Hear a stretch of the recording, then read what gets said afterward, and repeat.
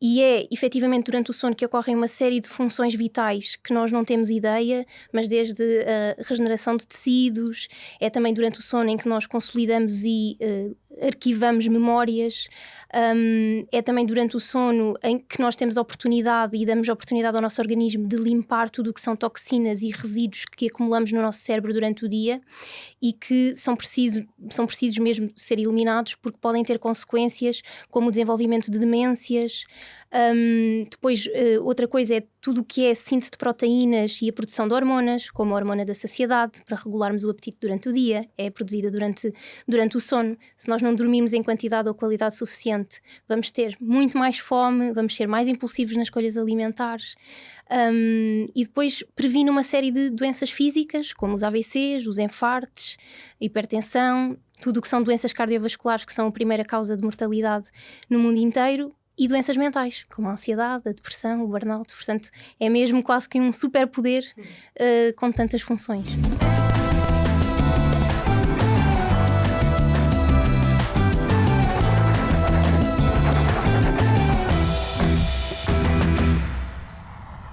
Bem-vindos a mais um episódio do podcast Não Fica Bem Falar de.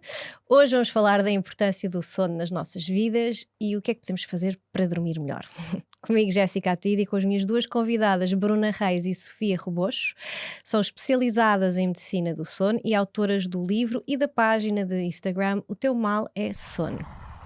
Olá, bem-vindas. Olá. Obrigada. Como é que começa este vosso projeto, O Teu Mal é Sono? Gosto muito Da do expressão, nome, não é? Sim, toda a gente foi catchy, foi pensado e ainda bem que resultou. O projeto começou, na verdade, na pandemia, em 2020, quando a nossa clínica do sono fechou e nós tivemos que ficar durante uns meses em casa e estávamos Tiveram já... que adaptar. Exatamente, estávamos já muito inquietas, então pensámos em tirar um projeto da gaveta que já tínhamos há bastante tempo, que era atuar na literacia do sono, porque já que não podíamos diagnosticar distúrbios do sono no laboratório, então que pudéssemos ensinar as pessoas sobre sono, desmistificar mitos, crenças que existe muito à volta do tema, e então pensámos em criar um podcast, exatamente porque adoramos este formato, apesar do nosso não ter toda esta produção. Não. E foi assim que cresceu e acabámos por fazer a página de Instagram e entretanto as coisas ganharam uma proporção bastante maior do que o que nós tínhamos pensado inicialmente. Que existem muitas pessoas que Sim, dormem mal, sim. não é? Qual é que é a importância do sono? Sim, a importância do sono é gigante. Não sei se Bruna queres. Na verdade, dormir é quase como que um elixir para uma série de coisas que a maioria das pessoas procuram, como a sabedoria, a beleza, a juventude ou a saúde, mas que incompreensivelmente há muita gente que abdica de uma forma leviana das horas de sono, mas eu acho que muito por falta desta literacia e deste conhecimento de para que é que o sono serve. E é efetivamente durante o sono que ocorrem uma série de funções vitais que nós não temos ideia, mas desde a regeneração de tecidos, é também durante o sono em que nós consolidamos e arquivamos memórias, é também durante o sono em que nós temos a oportunidade e damos a oportunidade ao nosso organismo de limpar tudo o que são toxinas e resíduos que acumulamos no nosso cérebro durante o dia e que são precisos mesmo ser eliminados porque podem ter consequências como o desenvolvimento de demências. Depois, outra coisa é tudo o que é síntese de proteínas e a produção de hormonas, como a hormona da saciedade, para regularmos o apetite durante o dia, é produzida durante o sono. Se nós não dormirmos em quantidade ou qualidade suficiente, vamos ter muito mais fome, vamos ser mais impulsivos nas escolhas alimentares. E depois previne uma série de doenças físicas, como os AVCs, os infartos, a hipertensão, tudo o que são doenças cardiovasculares, que são a primeira causa de mortalidade no mundo inteiro. E doenças mentais, como a ansiedade, a depressão, o burnout. Portanto, é mesmo quase que um superpoder com tantas funções. Mas as pessoas não têm a mesma necessidade de sono, certo? Por exemplo, há pessoas que dormem 4 horas e que se sentem lindamente e que conseguem ter um dia rentável e que são saudáveis. Há outras que sentem necessidade de dormir 12, tipo eu, mas 10, 8, 6. Quais é que são... Qual é a quantidade certa, qual é a receita certa para dormir? Então, segundo as recomendações da Academia Americana de Sono, a recomendação para a maioria dos adultos anda entre as 7 e as 9 horas de sono. Claro que isto é uma recomendação e é uma orientação e nem toda a gente precisa de dormir estas horas, mas a grande maioria sim. Existe o que nós chamamos de short sleepers, mas que dormem 6 ou menos horas de sono e estão perfeitamente funcionais durante o dia, portanto não têm sonolência, não têm cansaço, têm a sua performance no auge, mas isto representa apenas 1% da população. 1%? Menos de 1%, portanto é muito, muito poucas pessoas e nós corriqueiramente nos cafés, nos restaurantes ouvimos eu durmo 6 e estou bem. Há quem diga que dorme 2, 3 horas por noite e que está na maior. É impossível. Acho impossível. E mesmo estes short sleepers é uma alteração genética, portanto não é a nossa escolha eu decidir, eu agora vou só viver com 4 horas de sono e vou-me obrigar a acordar. Portanto isso não se aprende a dormir um número de horas menor do que aquele que precisamos. Portanto isso é uma coisa completamente errada e que não funciona de todo. E os adolescentes porque é que têm necessidade de dormir mais? Os adolescentes, acontece uma coisa específica nessa fase da vida que a maioria das pessoas não fala e não se sabe, mas na fase da adolescência, com a maturação sexual, acontece quase que um shift, portanto um atraso em que nós produzimos a hormona da noite, a melatonina, cerca de 1 hora mais tarde do que os adultos. E por isso é que os adolescentes têm sonolência mais tarde e, preferencialmente, gostam de acordar um bocadinho mais tarde. Só que as pessoas não conhecem isto, portanto, novamente, falta de literacia, e então há sempre aquela ideia de que os adolescentes gostam de fazer noitadas e de ficar a jogar até altas horas e que não conseguem levantar-se de manhã para ir para a escola porque ficaram no telemóvel, mas efetivamente... Mas não há este estudo e não há esta informação. Exatamente. Pronto, biologicamente, os pais que acham que os filhos em casa só querem dormir ficam a saber agora que é mesmo uma necessidade os adolescentes dormirem mais. E as mulheres têm mais necessidade de dormir do que os homens? Existem diferenças, sim. As mulheres precisam de dormir, parece haver esta tendência, as mulheres precisam de dormir um bocadinho mais, portanto podemos todas relaxar. Não é muito mais, atenção, não é muito mais. Ouvir este episódio. Um mais, exato. E existem outras tendências. As mulheres parece que aparentemente são mais matutinas do que os homens parecem ser mais noctívagos no geral. As mulheres têm mais tendência para desenvolver certos distúrbios do sono, como a insónia, também têm mais pensamentos de ruminação, têm mais sintomas depressivos, enquanto os homens têm mais predisposição para desenvolver a apneia do sono, que é um distúrbio do sono muito prevalente, em que a pessoa tem sucessivas paragens respiratórias durante a noite e isso faz com que haja uma fragmentação do sono e uma deterioração da qualidade, e no dia seguinte a pessoa anda cansada, sonolenta. A apneia do sono é uma porcentagem maior masculina do que feminina? Sim. Até certa altura. Pois, na menopausa as coisas equilibram. Pois era aí que eu queria chegar, que eram as diferentes fases e etapas da vida de uma mulher. Quando, por exemplo, uma mulher está a ovular, quando uma mulher está a menstruar, quando uma mulher entra na menopausa, quando uma mulher está grávida. Vamos começar pelo princípio. Exato. Menstruação. Sim, depende tudo muito das hormonas, não é? O que acontece durante essas fases é que há uma grande oscilação hormonal e as hormonas, as principais, o estrogênio e a progesterona, têm uma grande influência em regular o nosso sono. E durante esses períodos elas vão oscilando. Portanto, quando nós dormimos piores, começando pela fase menstrual, é um bocadinho antes da menstruação que começamos a sentir um sono pior. Temos vários sintomas mais desagradáveis porque essas hormonas estão um bocadinho em níveis abaixo daquilo que estão noutras fases do ciclo.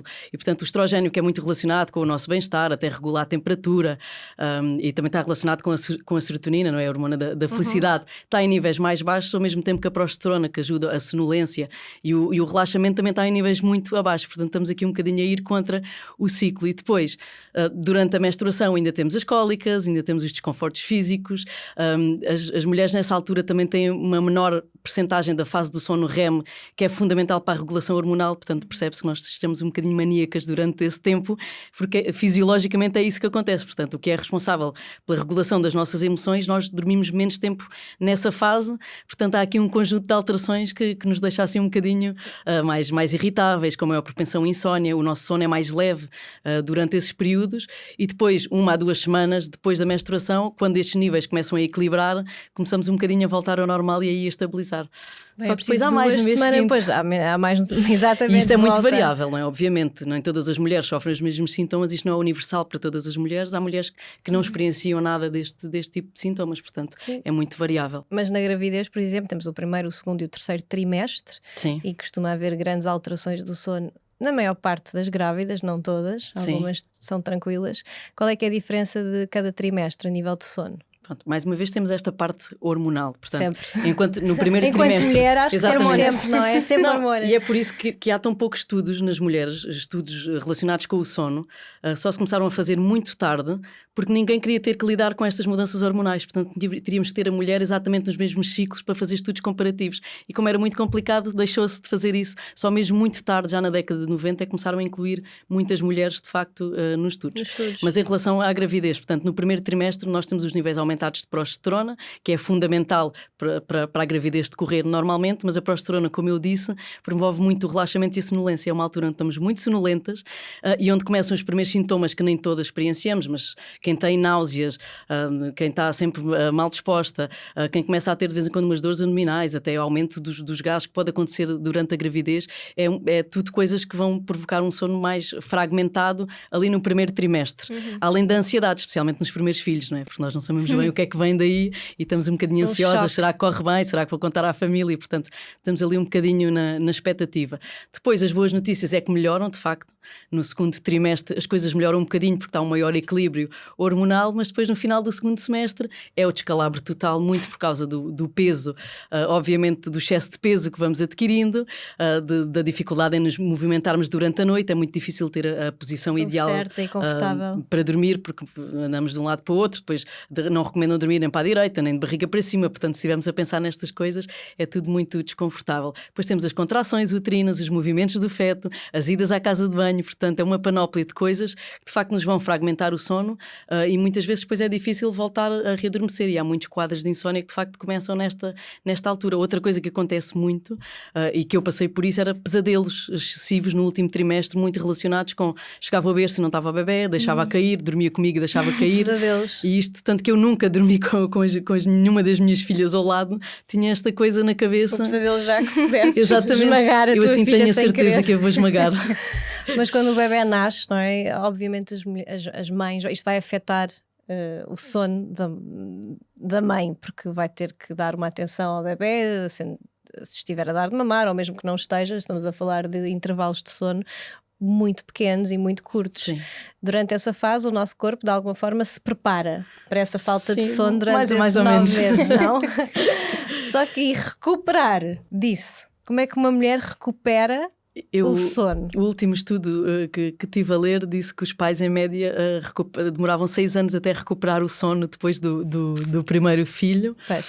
Obviamente também não li em pormenor, mas sei que é um dos estudos mais recentes que diz isso, porque de facto há grandes implicações, não é? Por um lado, temos a criança, finalmente, assumindo que corre tudo bem e lindamente, nós acabamos por romantizar um bocadinho essa fase e achar agora sim vai tudo correr às mil maravilhas. Mas depois esquecemos que temos ali um pequeno ser que temos que tomar conta. Eu tenho a ideia de quando cheguei a casa com o ovo que na minha primeira filha e a posei, eu assim, e agora o que é que eu faço? Claro. Porque uma pessoa está mesmo perdida. E depois, quando partos às vezes complicados, quando temos que levar pontos, portanto, esse desconforto já não nos deixa dormir também muito bem. E depois temos toda a atenção que temos que dar ao bebê, porque ele tem que ser alimentado, tem que ser cuidado. Quando ele se mexe, nós, durante a gravidez, as mulheres fazem novas conexões cerebrais, precisamente para estarem preparadas para responder ao choro do bebê. Quando ouvimos o choro do nosso bebê, instintivamente nós ficamos já preparadas para agir e para ir responder.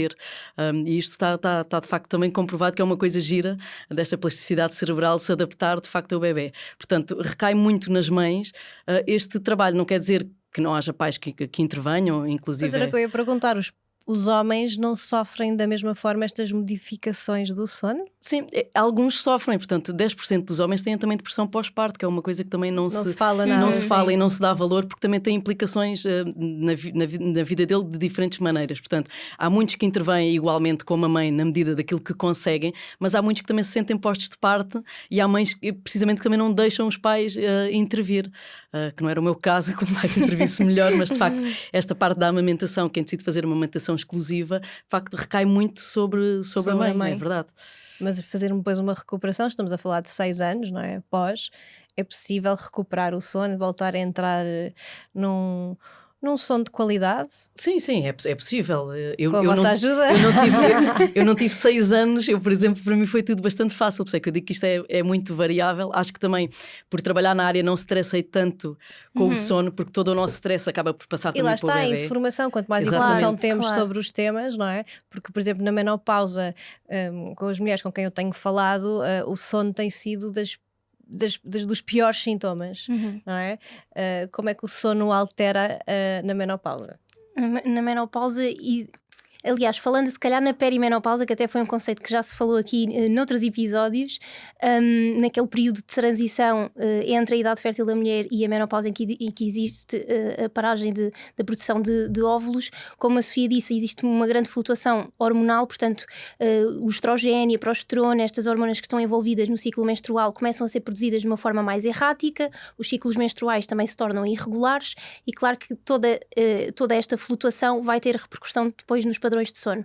E o problema é que estas hormonas não só estão envolvidas nos ciclos menstruais, mas também em áreas como o humor, como o prazer, como o sono e, portanto, existem alterações, nomeadamente os suores noturnos, as alterações do humor, os sintomas de insónia que surgem muito nessa fase, mas as ondas de calor realmente são um dos sintomas que mais prejudicam, muito por culpa do estrogênio, porque à medida que os nossos níveis de estrogênio aumentam, como a Sofia dizia, propiciam o aumento da temperatura corporal e nós, para adormecermos e mantermos o sono, precisamos de descer a nossa temperatura corporal interna em cerca de 1 grau Celsius. E, portanto, isto vai estar aqui contracorrente e esta questão do calor é sem dúvida uma das principais queixas. E depois associado a isso a insónia, portanto existe cerca de 80% das mulheres na menopausa têm queixas de insónia, portanto é talvez um período de vida em que as queixas de insónia são maiores e depois também existe aqui uma predisposição maior para a apneia do sono nesta fase de vida. Pois era aí que eu ia mesmo chegar. O que é primeiro, para quem não sabe, o que é a apneia do sono? Portanto, a apneia do sono é um distúrbio do sono em que a pessoa tem paragens respiratórias sucessivas durante o sono. Que era aquele que eu estava a imitar. Exato. E muito bem. E muito bem. Depois param e parece que morreram. E depois de repente voltam a respirar. Retomam. Não é? É um bocado isto, fica aqui a demonstração. Muitas vezes estas paragens respiratórias têm associadas o ressonar e o facto de a pessoa parar de respirar e o nosso organismo faz com que nós acordemos para retomar a respiração e isto continua sucessivamente 10, 15, 20, 30 vezes, 100 vezes por hora. Claro que o nosso sono vai ser super fragmentado. No dia seguinte isto vai ter repercussões de cansaço, sonolência, dores de cabeça. As mulheres têm sintomas um bocadinho diferentes da apneia do sono do que os homens. Os homens habitualmente ressonam muito e têm sonolência durante o dia e as mulheres, por exemplo, podem não ressonar, se bem que existe também esta questão do ressonar que não fica bem dizer que as mulheres ressonam, mas na verdade as mulheres ressonam e não há que ter estigma ou vergonha de o assumir. Mas as mulheres têm muito mais dores de cabeça ao acordar quando têm a apneia do sono, alterações do humor ou da cognição. Portanto, os sintomas podem não ser tão óbvios como nos homens para a questão da apneia do sono. Mas na menopausa realmente a prevalência dos homens e das mulheres iguala, porque até lá nós temos a progesterona que nos permite manter as vias aéreas superiores abertas e portanto facilita a passagem do ar, e com a menopausa os nossos níveis de progesterona baixam e portanto as nossas vias aéreas superiores têm mais tendência a colapsar. E por isso é que os níveis de apneia, a prevalência da apneia na mulher depois da menopausa aumenta. Sim, também a distribuição do peso que acontece também na menopausa, depois também fica mais propício. Por as mulheres aumentam o peso e isso porque a apneia também está ajudar. muito relacionada ao excesso de peso, não é? Nós pensamos naqueles doentes obesos, a maior parte das vezes pensamos em homens, muito roncadores, com uma sonolência excessiva. De facto, as mulheres, mesmo tendo estes sintomas que a Bruna estava a dizer, elas desvalorizam, porque acham que é a sobrecarga de todo o trabalho laboral que têm que fazer em casa, extra, muitas vezes, porque ainda continua a recair sobre a mulher, acham que é cansaço e fadiga de todo esse trabalho que têm e não dizem, se calhar tenho um problema e tenho que ir ver disso. Pois, porque deve haver muitas pessoas que acham que não têm um problema, não é? Sim, eu diria que se calhar a grande maioria, não é? Nós vemos, quando falamos informalmente com pessoas, todos dormimos, portanto a probabilidade de ter um problema é muito maior do que em relação a outras doenças. E de facto as pessoas assumem que não dormir bem, que é normal, eu sou assim. O que é não dormir bem então? Bem, não dormir bem para já, ou é um sono que não tem a quantidade suficiente, que é aquela que precisamos, que é um sono que não é profundo o suficiente, ou que tem muitas interrupções. Portanto, eu posso estar a dormir 12 horas, mas tendo uma apneia do sono, tenho o sono tão interrompido que até podia estar a dormir o dia inteiro. Eu, quando acordar, não vou ter um sono reparador, porque o sono não desempenhou as funções que eram supostas desempenhar durante a noite. E há funções, como a Bruna disse, que só se desempenham, que só ocorrem durante o sono. Portanto, quando nos privamos de sono, há uma série de coisas que não estão a funcionar bem no nosso organismo. E medicamentos para dormir não resolvem. Não resolvem tudo, na maioria das vezes. São importantes, É obviamente. só ali um momento para ajudar, mas não é uma coisa que vá resolver quem tem problemas de sono. Sim, às vezes funciona um bocadinho como um penso rápido, não é? Se nós temos uma ferida, colocamos o penso, parece que não está lá, mas ela vai continuar a infectar. Porque muita gente recorre a Sim, sim. essa ajuda, não é? Antes de realmente perceberem o porquê de dormir mal. Há coisas que claramente que se pode fazer e vocês vão me dizer quais é que são e eu vou já arrancar. Exercício físico. Sim, Claro. verdade. A qualquer hora do dia ou não? Sim, ultimamente já se sabe que mesmo que seja feito 1 hora antes do sono, parece não ter assim tanta interferência como se pensava. Recomendava-se fazer 3 horas antes do início do sono, mas agora os últimos estudos disseram que até 1 hora, e depois também depende de como é que a pessoa se sente. Há pessoas que conseguem fazer, isto não pode haver coisas taxativas. E do tipo de exercício, sim, não é? Claro, e do da tipo de exercício, intensidade, qual é a intensidade. Porque se for um exercício de grande... de muito grande vigor, não é? Sim. Exato, já não vai permitir um sono tão tranquilo. Sim, o exercício tem várias coisas, não é? Por um lado, liberta-nos hormonas de stress, que podem depois dificultar a entrada no sono, aumenta-nos a temperatura corporal e, como eu disse, nós precisamos de exatamente o oposto. Muitas vezes as pessoas vão para ginásios a altas horas com luzes brancas extremamente brilhantes. Música, muita Sim. informação. E, portanto, até depois desligarem, muitas vezes há pessoas que descrevem que depois é difícil, outras que o facto de se cansarem até ajuda. Portanto, há uma grande variabilidade do tipo de exercício, do local, de se estamos a falar de desportistas ou não é? Que o corpo está habituado e que se calhar não vai ter interferência nenhuma no sono. Há muitas variáveis, mas claro, fazer exercício o importante físico. também é pensar que o sono não funciona como um botão de on e off. Nós temos de nos dar tempo para regular e para preparar o organismo a entrar depois no sono. Portanto, se fazemos uma coisa muito vigorosa e queremos, ou estamos a trabalhar até muito tarde e queremos agora vou dormir, isso não funciona para a maioria das pessoas, porque não nos damos tempo para preparar o organismo para iniciar o sono. Sabe qual é que é a preparação ideal? Por exemplo, calculo que seja uma coisa que nós sabemos todos, mas que fazemos, que é largar o telemóvel. Largar o telemóvel. Os sim. ecrãs, não é? Não ajudam em absolutamente nada. Sim, para mais começar até a fazer por causa, essa hoje em dia preparação. já sabe que é mais até por causa do conteúdo do que propriamente da luminosidade, porque também os filtros estão cada vez melhores e estão a bloquear cada vez mais a luz, mas é muito pelo conteúdo, não é? Às vezes não conseguimos deixar de estar agarrados a uma série ou de estar a fazer scroll no Instagram, série exatamente. de assassinos e de alguma coisa que pode fazer com que haja um pesadelo ou um sonho menos tranquilo. Sim, e com aqueles hangovers onde acaba o episódio e temos que ver o que é que acontece a seguir, portanto evitar esse tipo de coisas. Obviamente baixar as luzes em casa também é importante, não fazer refeições muito próximas também da hora de ir dormir. Quantas horas de intervalo é que se deve dar de jantar ou de comer, até... Sim, normalmente as recomendações são 2 a 3 horas, que é para o processo digestivo estar pronto para quando vamos dormir o nosso corpo também poder recuperar a energia que precisa para o dia seguinte e não estar a trabalhar num processo digestivo. Mas que é está tão a retirar... bom dormir de barriga cheia. Faz sentido dizer um sono reparador de beleza?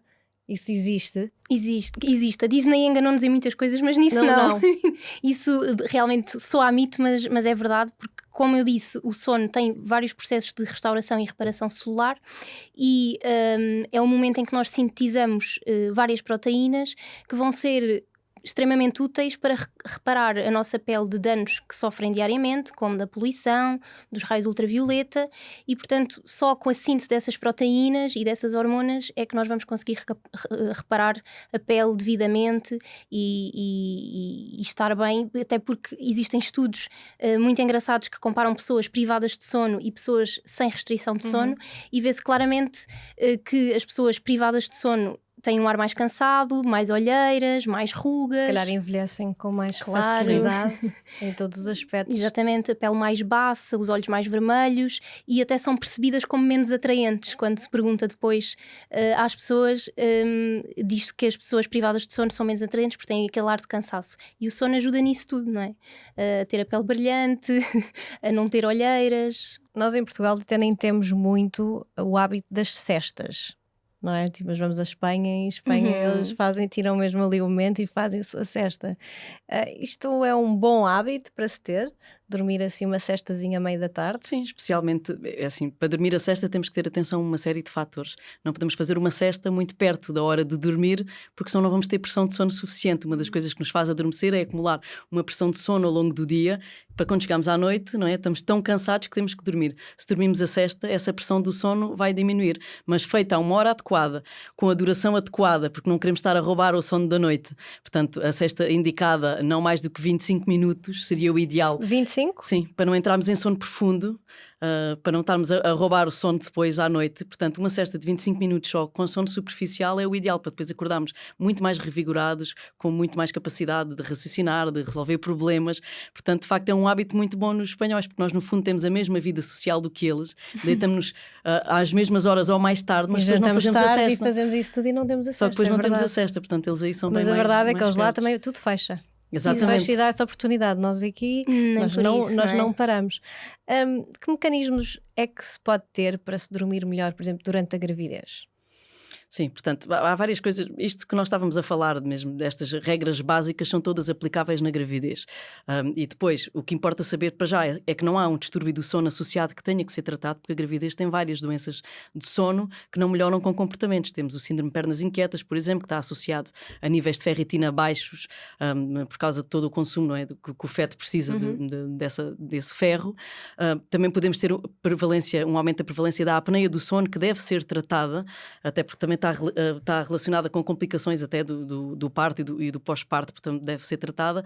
Temos também esta parte dos pesadelos, há pessoas que voltam a ter episódios de sonambulismo, portanto há uma série de doenças que para já têm que ser controladas. Estando isso controlado, é tudo muito mais comportamental, não é? Tentar manter rotinas, ter atenção àquilo que se come também antes de ir dormir, o tipo de comida também que se ingere, ter muita atenção, especialmente quando estamos a dormir, se calhar a usar almofadas, tudo aquilo que for para o nosso conforto, não é? Eu dormia com uma almofada gigante, maior do que o meu marido, para conseguir colocar no sítio certo. Estar confortável, claro. Sim, dormir na posição do lado esquerdo de facto é mais aconselhado por causa do alívio que depois isso provoca depois nos vasos sanguíneos, portanto, mas é basicamente rotinas básicas de acordo com a nossa vida, exercitar, exatamente aquilo que funciona, são assim regras mais comportamentais, e se tiver extrema influência no nosso dia-a-dia, se é uma coisa que nos preocupa, ver se não é um distúrbio do sono, que é importante e bastante desvalorizado nas grávidas.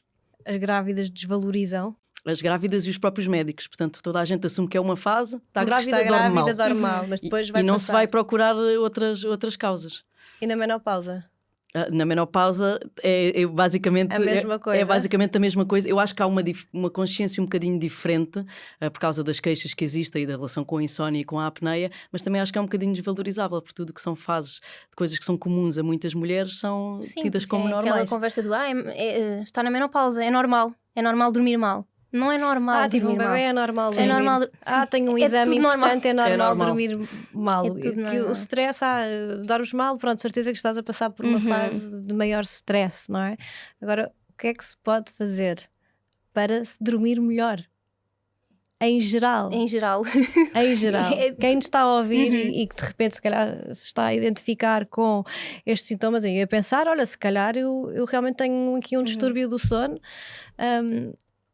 O que é que podem fazer para melhorar, além de obviamente se informarem? Claro, sim, informação, acho que é o número 1, e já existe muita informação, às vezes até é demasiada, e depois é tudo o que são medidas de higiene do sono, se as pessoas já aplicam, já têm horários regulares, já se expõem à luz solar de manhã, já fazem o exercício físico, todas essas medidas, e ainda assim continuam a ter dificuldades com o sono, a acordar de manhã cansados, sonolentos, a cair aos bocados durante o dia, e isto é uma coisa persistente e que tem impacto no dia-a-dia, tem que procurar um especialista em medicina do sono.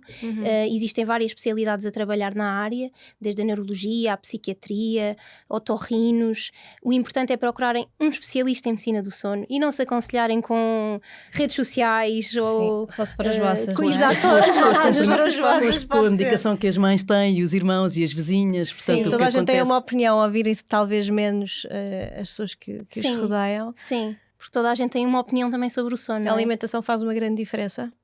Sim, claro que faz. Não estou a falar do peso, estou a falar da qualidade da comida, porque já percebemos que o peso faz uma grande diferença. Claro. porque pode levar à apneia e a outras doenças, mas fazendo alterações da alimentação durante o dia pode fazer diferença. Sim, quer dizer, claro que faz diferença. Existem muitas pessoas que descrevem de se eu jantar mais ou se eu jantar picantes ou alimentos muito que demoram a processar ou glúten, já sabem que vão ter sintomas que vão dificultar o sono, e tudo o que nós sabemos que nos vai deixar confortáveis, claro que devemos abdicar e optar por coisas mais leves e que nós sabemos que vamos conseguir digerir. Menos estimulantes, claro. Os estimulantes. Café durante o dia tem um impacto à noite quando se vai dormir? Claro, tem. Mesmo claro que seja um café tomado às 9 da manhã. O café pode demorar 12 horas até ser completamente depurado do nosso corpo. Claro que Olha. isso é variável e depende de pessoa para pessoa. E afeta as pessoas também de maneira diferente. Portanto, um café de manhã não tem problema nenhum. À hora de almoço também não me parece na maioria das pessoas. Agora, se for à noite, mesmo que a pessoa diga que consegue adormecer facilmente, o que sabe é que o café tem impacto na qualidade do sono, que é aquilo que não se vê. Que só fazendo um exame do sono é que conseguimos ver de facto, porque é um estimulante e obviamente vai fragmentar mais o sono. Portanto, é só ter atenção, mas quem diz café diz também as bebidas que têm cafeína. Às vezes os chás também com teína também são estimulantes. O chazinho de camomila antes de dormir é um mito? Sim, camomila não, acho que não. Quer dizer, se ajuda a dormir. Não existe assim grande evidência. Para acalmar, normalmente dizem um chazinho de camomila para acalmar, para ajudar. Está mais associada à rotina, não é? A pessoa tem aquela rotina e aquele momento de pausa, e isso pode ajudar naquela fase de desligar e de entrar no sono. Não é que tenha um impacto significativo no sono, mas a pessoa habitua-se àquela rotina, tal como as crianças que já sabem que vão fazer xixi, lavar os dentes, e nós, ao tomarmos o chá, é aquele conforto e aquela rotina, e o nosso cérebro já vai, ok, é para ir desligando. Por outro lado, podemos acordar mais vezes para ir à casa de banho por causa desse chá, portanto tem que ser. E este impacto de se dormir mal, esse impacto não, é ao contrário.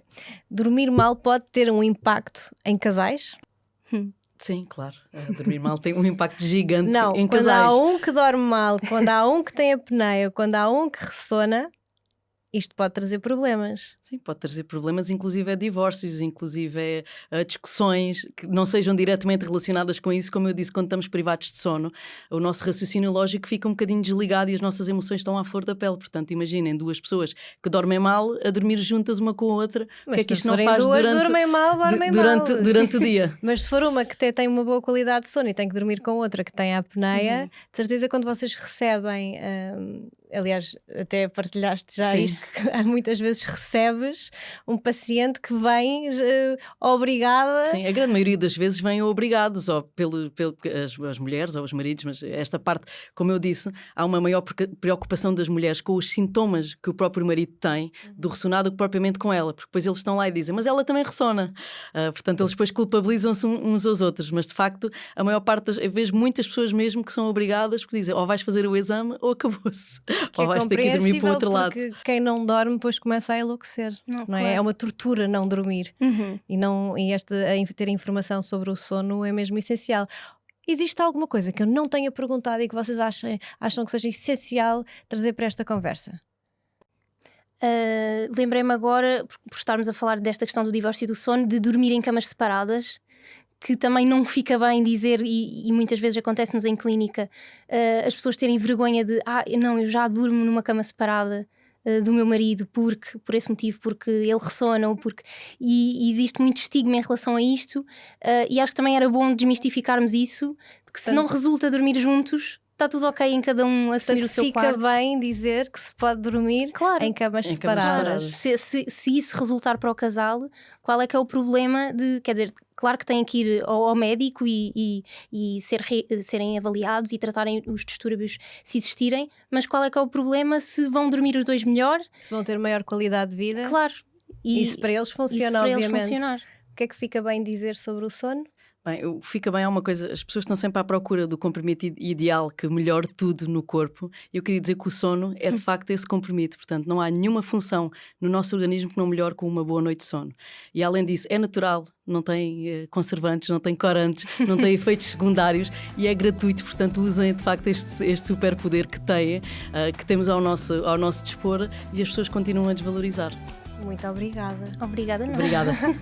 Foi mesmo incrível este episódio, até porque eu sou uma pessoa que não dorme muito bem e tenho a certeza que há muitas mulheres que não e que vão ficar muito mais informadas.